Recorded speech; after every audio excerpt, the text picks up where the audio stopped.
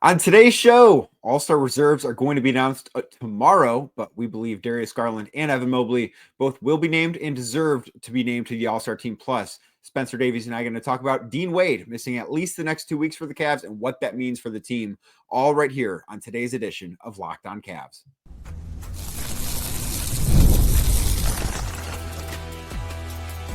You are Locked On Cavs, your daily Cleveland Cavaliers podcast. Part of the Locked On Podcast Network, your team every day.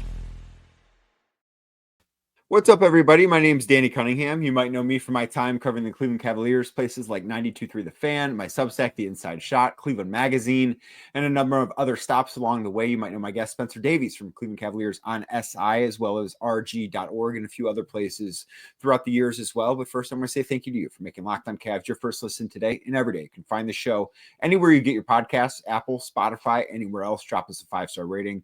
Leave us a nice review. Be a friend. Tell a friend about Locked On Cavs. Make sure you're subscribed.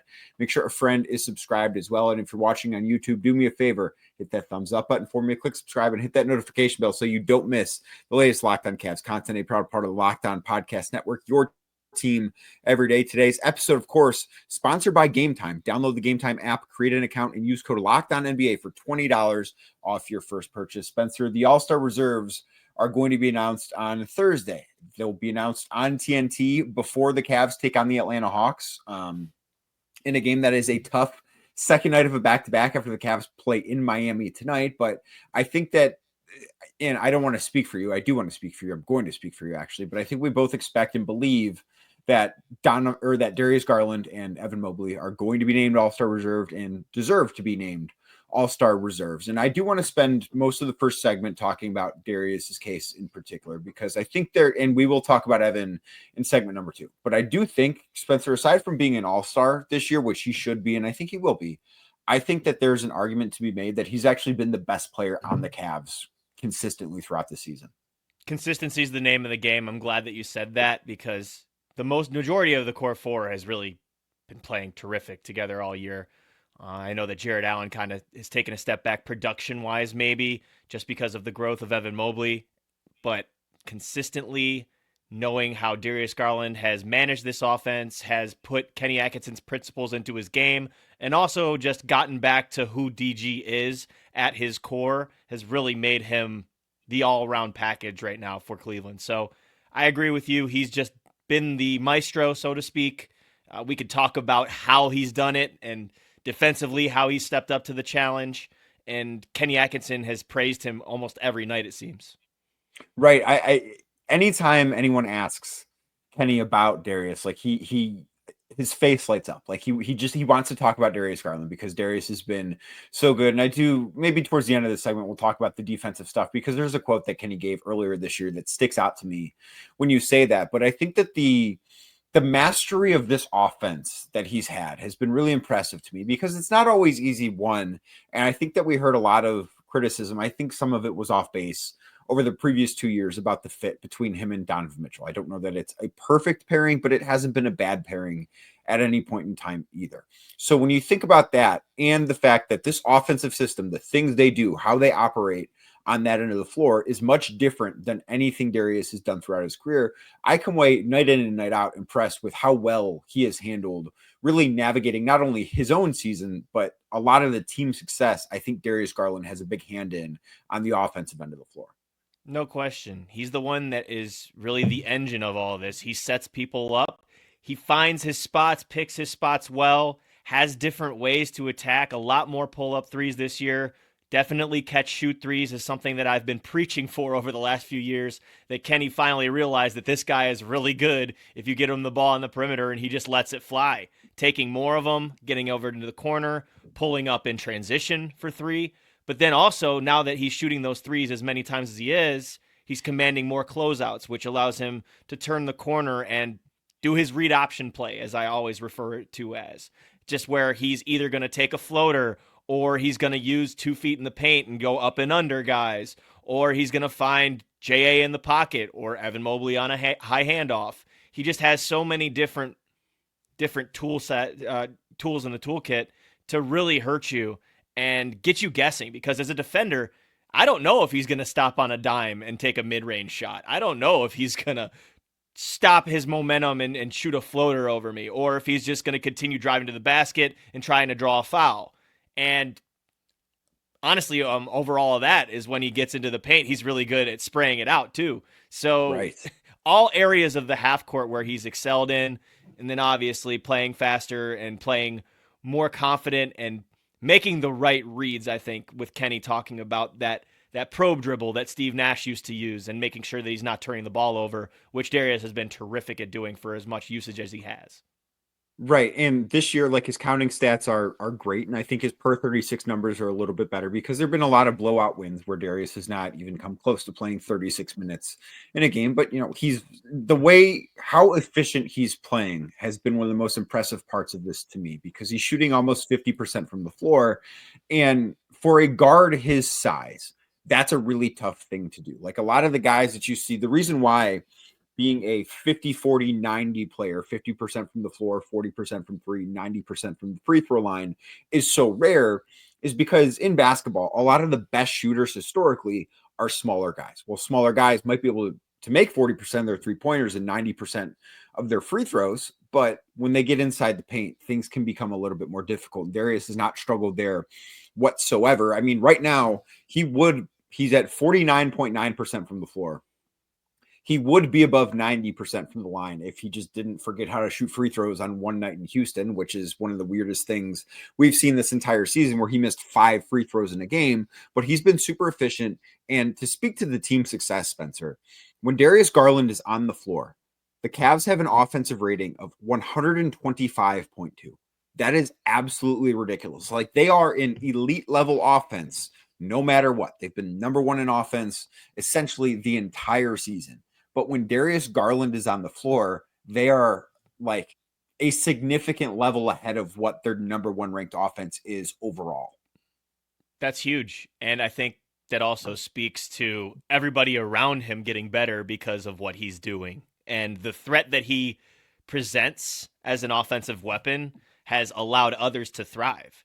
And, because I look at those net ratings and offensive ratings and defensive ratings as team stats more than individual stats, but that also kind of trickles over to teammates. Like Donovan Mitchell gets less of the load because Darius is doing that. You have guys like Evan Mobley who are really thriving in the offense this year, who have really gotten a lot of attention because of what Darius's threat poses. If you know what I mean? Like he's done so much that he's become a threat more than what he's been in the past, and that's kind of opened things up for his teammates. And again, the offensive rating part of that, I think, is because of the effect he has on his teammates. And that's also something that I'm sure we could look up, but it feels like in second halves and in fourth quarters in particular, that DG has been the most effective among all of the NBA, and the way that he's been able to be clutch. And like you said, except for the outlier that happened in Houston, that's been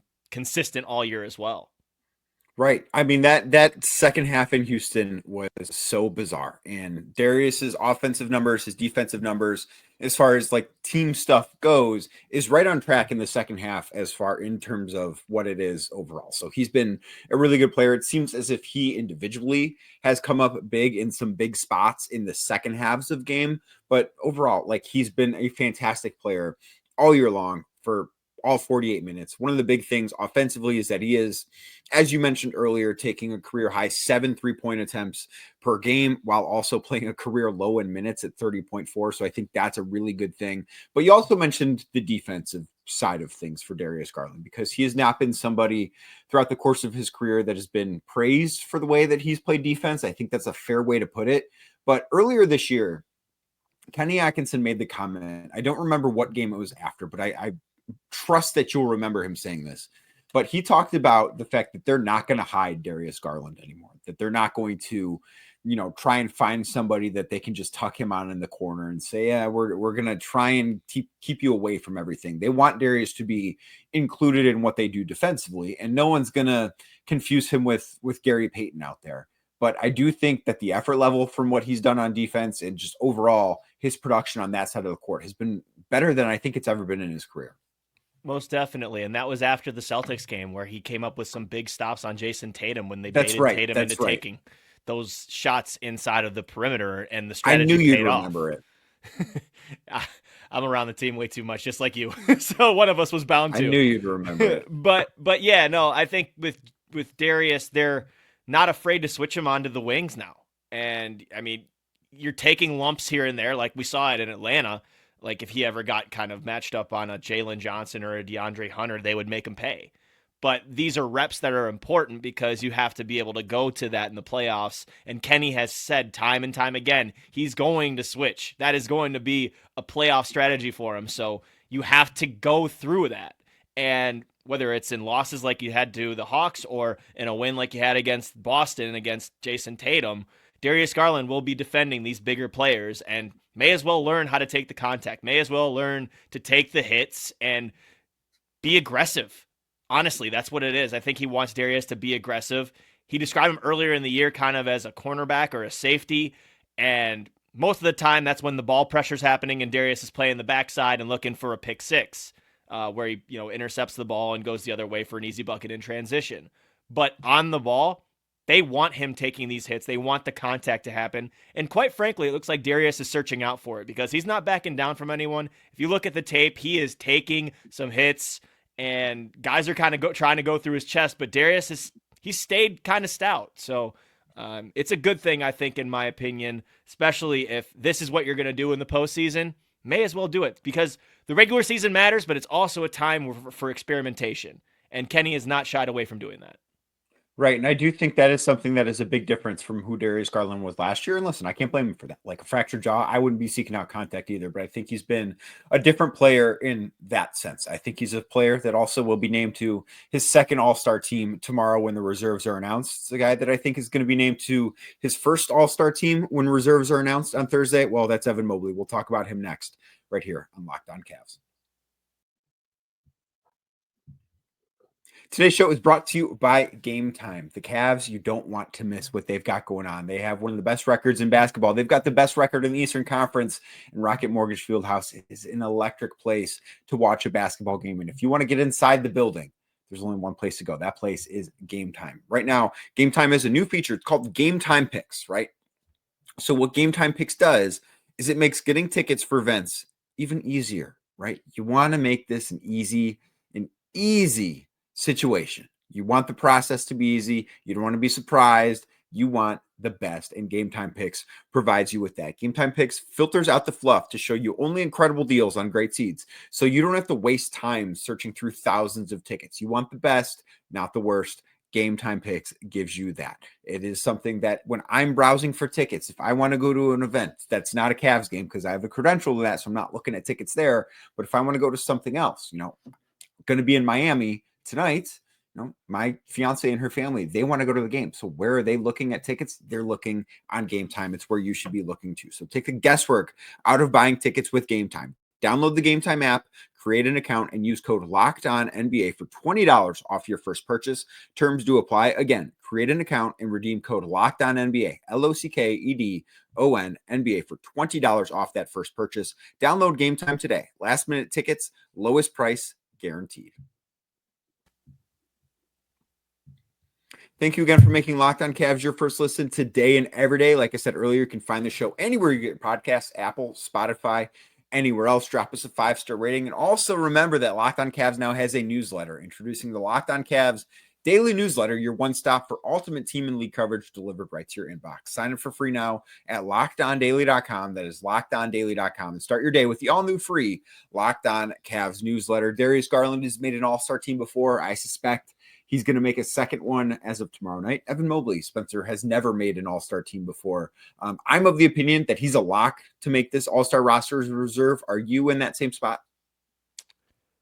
I would hope so, just because he's been probably the second best player on the top team in the Eastern Conference, if that's fair to say. I think it's also like with the. So I also said earlier that Darius Garland has a case to be the first best player on this team. Are you saying there's a case out there that Donovan Mitchell's been the third best player on the Cavs? Correct. Yes. I don't think anyone would have believed you. I don't know that you're wrong. But I don't know that anyone would have believed you if you would have said that 3 months ago. Yeah. Like, that just speaks to how incredible the season has been for the Cavs, truthfully. And it's not like he's been bad. I mean, he's an all-star starter and he deserves to be an all-star starter. He's been incredible, but these other guys have stepped up. And I do think Evan's going to be on the all-star team for the first time in his career. Defensively, I think he's been awesome. Offensively, we've seen him take that step forward. And I don't want to judge him at all over the last couple of games he's played coming off that calf injury, but I just continue to be impressed with the transformation, Spencer, that he's made on the offensive end of the floor. Yeah, where do you even start? I mean, you look at the ball handling that's improved. Yes, he's still got to work on the travels a little bit. He's second in the league in travels, actually. I looked that up the other day. I didn't know that. He has 13 on the year, I want to say. Yeah, 13. Which means like when he gets into the kind of the middle area of the paint where he's done a lot of his dribble drives. Sometimes he's dragging the pivot foot. Sometimes he's just a little overzealous. But that is okay, though, because Kenny is willing to see those mistakes out and allowing Evan Mobley to grow in that way because he still has the ball in his hands. He's still getting Donovan Mitchell and Darius Garland off the ball. You know, what he can do with guys like Max Strus and Sam Merrill playing off the ball. He's good with Ty Jerome in there, just like Ty Jerome's good with any big in there, really, and any guard, really, if you want to go there. But with Evan in particular, so that part of his game, you look at the three-point shot where he's not hesitating at all to take these. It's not just the catch shoots in the corner. It's catch shoots up top. It's also pull-ups. Not that he's, driving up the middle of the court and shooting, transition threes, but he can do them off the dribble.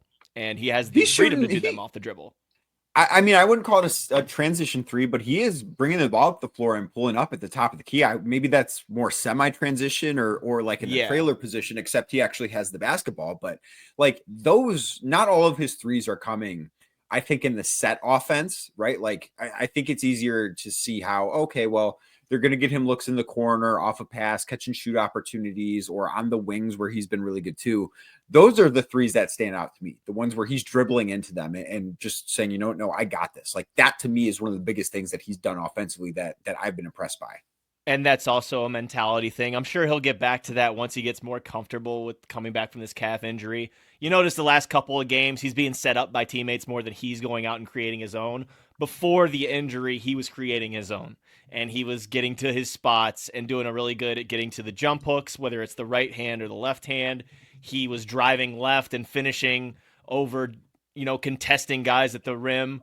You look at the mid-post turnaround jumper, that's really looked nice. I think that the total package on the offensive side of the ball that he showed, again, I want to say this pre-calf injury, that really put it all together. And you mentioned it, like rebounding and pushing has been a huge thing. He's not going to take a three or pull-up shot every time he's pushing it up the floor, but he's got his outlet guys that are either running on the sides towards the corners or towards the wings, and he's really kind of getting that pace up. And it's almost in the sense of a Giannis Antetokounmpo when I watch him kind of do that rebound and push. He's got that in his bag. He's also got the skill.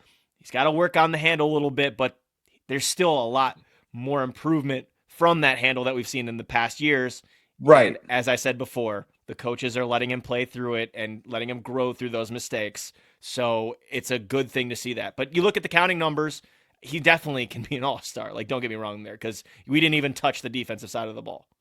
Right. I mean, defensively, I don't know what there is to talk about. Like, he's incredible. Yeah. He's one of the best. I think he's one of the three best defensive players in basketball. And that sort of, I hate to say goes without saying because he deserves credit for being as good as he is, but no one's surprised by that. Like, that's not a new thing this year. He finished third in defensive player of the year as a second-year player, which is wildly difficult to do. And of course, we're probably going to see a second-year player in Victor Wembanyama win that award this year, but it's still just a very rare thing historically to see. Offensively, the three-point stuff is sort of where I look. The aggression is where I look too, because that has been something that, you've wondered, is he getting enough offensively in previous seasons? Well, per 36 minutes, he's up to almost 15 field goal attempts, which is just about 2 more than at any other point in his career. And I think that to me speaks to that. Not only have the Cavs started to unlock him, and I still think that there's a lot that he's going to improve on. Like, I don't believe Spencer, this to be the final form of Evan Mobley by any stretch of the imagination, but the aggressiveness that we've seen, whether it's off the bounce, whether it's cutting, whether it's with his outside shot, just like all of that together, I think has made him a really, really forceful player offensively. And I think you saw that come to fruition kind of in that OKC game too, because Isaiah Hartenstein is not a small dude, and he was moving him. He was moving him. And people, I think, when they think of big men, they think of, oh, we got to get stronger upper body. But they kind of mentioned in the past over this season how it's the lower body strength. It's the hips. It's, what you have in your, your legs, like that you can move bodies like that. And Evan was doing a good job of that in that Thunder game. And that kind of really showed his progression as when he's attacking downhill, he's not just getting stopped there because he's not big enough now. He's a hybrid wing guard center. He's the weirdest position ever. And it's great that the Cavs can utilize him that way. And that's why, I kind of always laugh off the wing thing with the Cavs. I was like, that is their wing. Like the Evan Mobley can be seen as their wing in a positionless game. I was talking to somebody before the game against Detroit the other night, and with the Cavs, and we're going to talk about Dean Wade here in a second, but with the Cavs without Dean Wade and Isaac Okoro and Karis LeVert and Max Strus, I thought did a great job on Cade Cunningham for the Pistons. But I also look at that as if the Cavs were to see Detroit in the playoffs and they needed to, they could just put Evan Mobley on him. Like that is he is, I think, the ultimate answer. We don't see them go to that a ton in the regular season, but I do think that's something that we could see more of in the postseason defensively, is just say, you know what, Evan, go stop that guy. And he's more than capable of doing it. And that's why you have Jared Allen right behind him to protect the rim, right? Like now you have that, you don't always have to have Jared and Evan behind you if you want the defensive strategy to be, okay, Evan, you switch out on this guy on the perimeter and we'll handle our own down here. And hopefully Jarrett can alter a shot. Then they have that option. We can talk about a backup big all day because I still think that's a need, but it's a different conversation for a different day. Evan, versatile on the defensive end, and then obviously growing on the offensive end in a multitude of ways. And I think his playmaking, too, is really underrated at the way he finds cutters on the baseline, or if he's just kind of in the high post and he just like kind of looks for a Max to dart to the rim diagonally, or Sam Merrill on a hit and handoff behind him for a three. Like Evan's got that in his bag too, which makes it really tough for opponents to decide now, because if Evans has the freedom to attack off of that now, then it almost becomes like a read option for Evan now. As I was talking about with Darius Garland earlier, it's almost like the same in that too, because it's all read and react at this point. This is what the Cavs offense is. Kenny's kind of referred to it as random a lot, and random basketball used to be seen as something that was kind of bad, and you don't want that. But nowadays it's really complex, and that's why defense is so hard to play. Yes, it is. Well, the Cavs defense might be taking a hit, which is not something you want to hear, but Dean Wade, we got injury news on him on Tuesday, so we're going to talk about what that news is and what it means for the Cavs moving forward next, right here on Locked On Cavs. Today's show brought to you by FanDuel. Super Bowl 59 is here. One game, two teams, and endless possibilities. And there's no better way to make every play more exciting than with FanDuel Sportsbook. Whether it's predicting the first touchdown, calling the MVP, or betting on the coin toss, yes, that, FanDuel makes it easier to get in on the action with live betting all game long. You can adjust your bets as the game unfolds and feel the thrill from kickoff to the final whistle. The live betting feature lets you stay involved no matter what happens on the field, and the app is super easy to navigate. Plus, knowing that you can place a $5 bet and potentially win $200 in bonus bets for the Super Bowl, well, that is just icing on the cake. Right now, download the FanDuel app or head to FanDuel.com to get started. Bet just $5, and if you win, you'll score $200 in bonus bets. Again, that's FanDuel.com, FanDuel.com. Head over there today. Bet with FanDuel, the official sportsbook partner of Super Bowl 59. Thank you again for making Locked On Cavs your first listen today and every day. If you're watching the show on YouTube, do me a favor, hit that thumbs up button for me, click subscribe, hit that notification bell so you don't miss anything.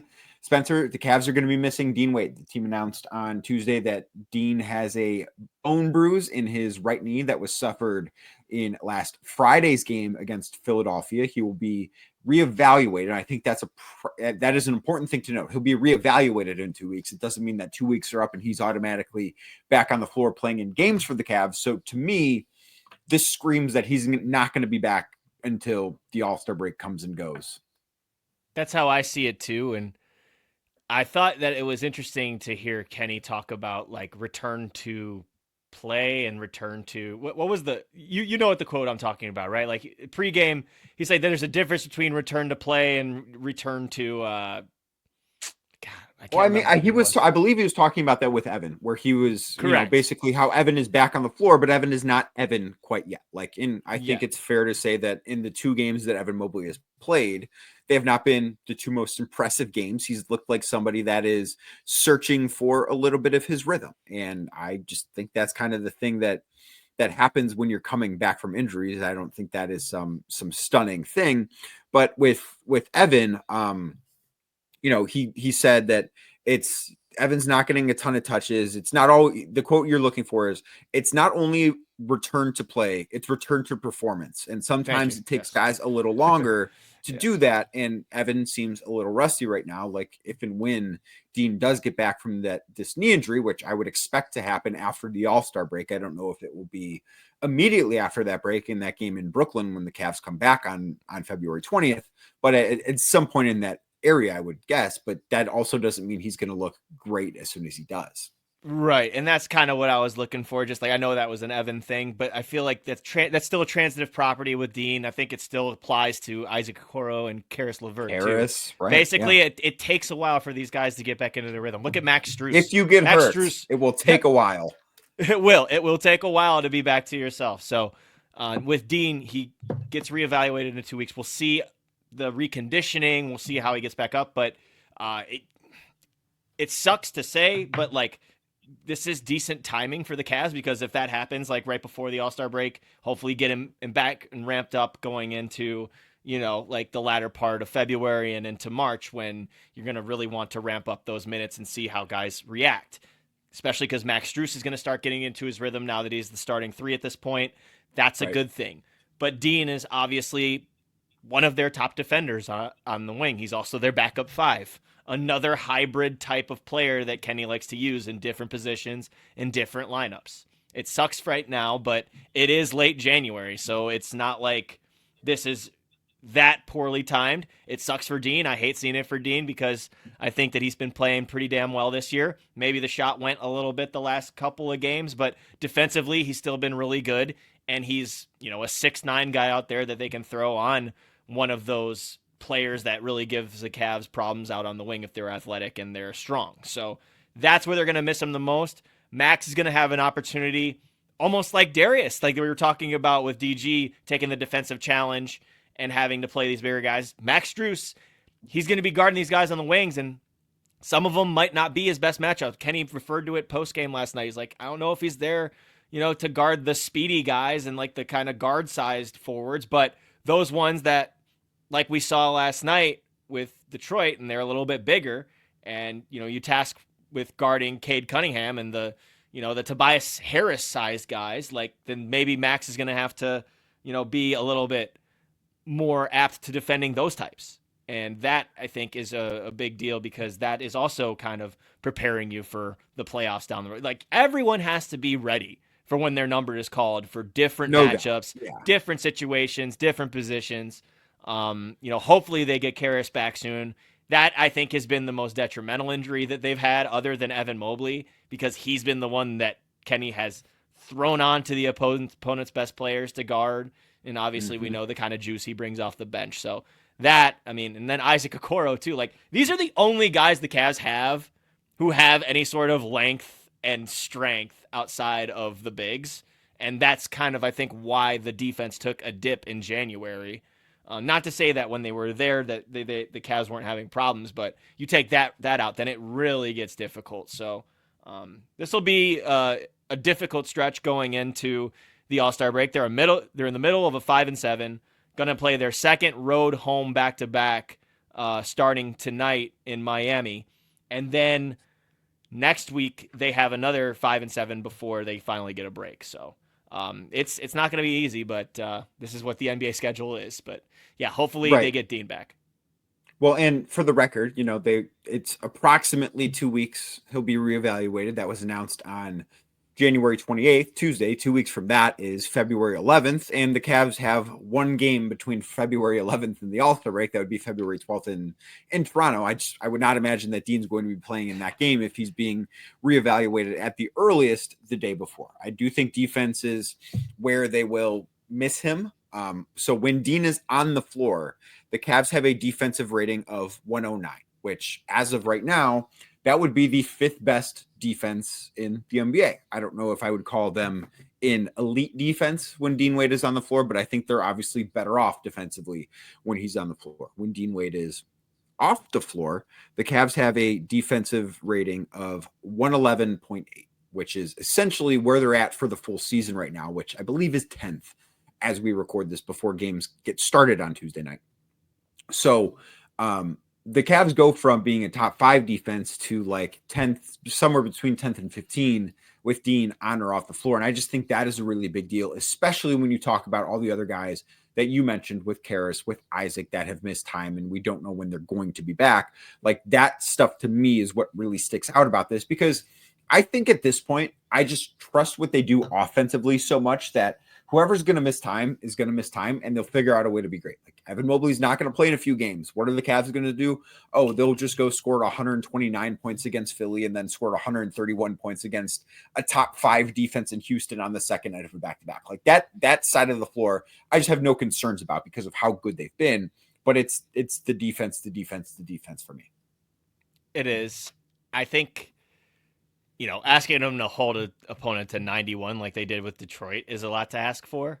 But like, if you're at least that's not feasible. You're not going to do that all the time. No, that isn't. I don't want to say an outlier because they are really talented. But no, it is. That is an outlier game. That's an outlier game. You can be really talented and still have outlier games. And holding an not the Detroit Pistons, who are average at best offense, holding an NBA team to 91 points in 2025. I don't care who you are. It's a really difficult thing to do. That's an outlier. Yeah. And I mean, like, if you're holding your opponents to like 110, 112, that's what in current state of NBA, 110, 112, 114, then that's a win, I think, in my eyes. Like the way the pace is, the faster the game is, like the way that these teams are shooting now, I think that's a win. And the Cavs have gone and proven that they can score 120, 130 any night that they want to. So that part, I think, is really important. But you can't just rely on your offense too, though. And I think the guys said where that they get as into well. Problems. Yeah, and as long as they have the effort on the other side of the ball, and I think I'm still on the train to where in Philadelphia, I thought they played good defense in Philadelphia. I thought they did for a half. I thought they did for a half. I thought that the second half defensively was not very good. I thought the first half Philly just hit shots but I thought the second half against the Sixers, I was disappointed in what the Cavs did defensively. But those nights are going to happen. Mm-hmm. I think it's concerning how the Cavs have been in January defensively. Like, I believe 26. Like it's not nothing. It's not the end of the season. It's not the end of the world, but it's not nothing either. Right, and that's why Donovan's quote was, "We're reacting, but we're not overreacting." And I think that's a good way to look at it. And I think that they know too that they're better than what they've been in January on the defensive end. And we've seen it in the past. That's why I feel like any kind of concern on the defensive end is kind of moot with a team that's been one of the better defensive teams over the last 3 years, I think, in the NBA. So, hit or miss for me. I think it's more about making sure that you don't lose your attention on that end of the floor while still maintaining the principles you have been on the offensive end of the floor, and you'll be fine from there. I don't have too many concerns defensively. They'll be good enough, I think, by the time it counts. I think so too, Spencer. I think this was great. Thanks for doing this, man. Very much appreciate it. Where can everyone find your stuff? Yeah, I'm on Twitter and Instagram at Spin Davies, also on Blue Sky at Spin Davies. You can find our work at Cleveland Cavaliers on SI, whether that's our YouTube channel. We are also on Twitter and X at Cle Cavs on SI. We have a podcast, Courtside with Cavs on SI, so you can do the same thing for this podcast you do for ours over there. Like, subscribe, comment, review, leave a rating. We're also on Apple, Spotify, and anywhere you get your podcasts. For me personally, I also cover the NBA. As he said earlier on the show, rg.org just did a feature with Ryan Dunn, a bright rookie on the Suns. Unfortunately, went down with an ankle injury the day after I released that feature. I feel terrible curse of for him. Spencer Davies. I feel terrible, but he has been playing really well defensively. Some of the best defensive numbers by a rookie since Lou Dort. So definitely deserving of your attention, and also an athletic guy. So make sure to go check that out. I also did an article on Mark Williams and Ben Shepherd. So please check that out. And also on Babcock Hoops over my NBA draft profiles. My latest one on Alex Toohey of the NBL's Sydney Kings, who is supposed to be a highly recruited prospect and touted prospect for next year's NBA draft. So make sure to check that out at BabcockHoops.com. Well, there he is, Spencer Davies. Thanks to him. Thanks to you for making Locked On Cavs your first listen today. Thanks for making it your first listen every single day that you do. You can find the show anywhere you get your podcast. Make sure you are subscribed on Apple, Spotify, and anywhere else. And if you're watching on YouTube, do me a favor, hit that thumbs up button for me, click subscribe, and hit that notification bell so you don't miss the latest Locked On Cavs. I'll be coming at you from Miami after the Cavs take on the Heat.